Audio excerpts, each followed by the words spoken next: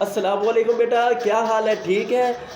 اور امید کرتا ہوں کہ سبھی میری ویڈیو کو ضرور دیکھتے ہوں گے اور لائک بھی کرتے ہوں گے اور شیئر بھی کرتے ہوں گے اور سبسکرائب بھی کرتے ہوں گے۔ اور میں تمام بچوں کو یہ کہنا چاہوں گا کہ پلیز پلیز پلیز میری ویڈیو کو شیئر ضرور کیا کریں اور لائک بھی کیا کریں اور سبسکرائب بھی کیا کریں۔ یہ آپ کی طرف سے میرے لیے پیار محبت ہے اور انعام ہے، یاد رکھنا بیٹا۔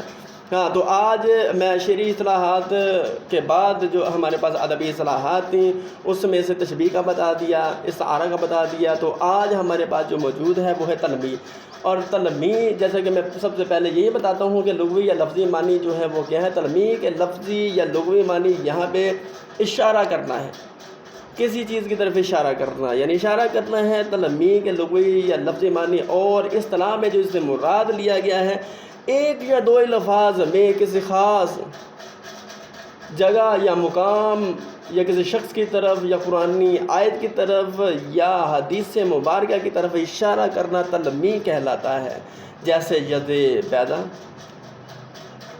بیضا ہے ہمارے پاس، اور حسن یوسف، اور یہاں پہ آتش نمرود، تو یہاں پہ کلیم اللہ۔ بیٹا یہاں پہ بتاتا چلوں کہ کلیم اللہ کا لفظ استعمال کیا گیا تو ہم کلام ہونا یعنی اللہ کے ساتھ، تو حضرت موسیٰ علیہ السلام کی طرف اشارہ کیا گیا ہے، یعنی اللہ سے وہ ہم کلام ہوا کرتے تھے کوہ طور پہ جا کر۔ تو جیسے کہ کہا گیا آتش نمرود، تو نمرود نے حضرت ابراہیم علیہ السلام کو آگ میں ڈالا کیونکہ بتوں کی پوجا کرنے سے انہوں نے انکار کر دیا تھا۔ تو اس نے کہا کہ یہ اس کو آگ میں ڈالا جائے، تو اللہ نے اس آگ کو گلزار بنا دیا تھا۔ تو یہ اس واقعے کی طرف، قرآنی واقعے کی طرف اشارہ ہے۔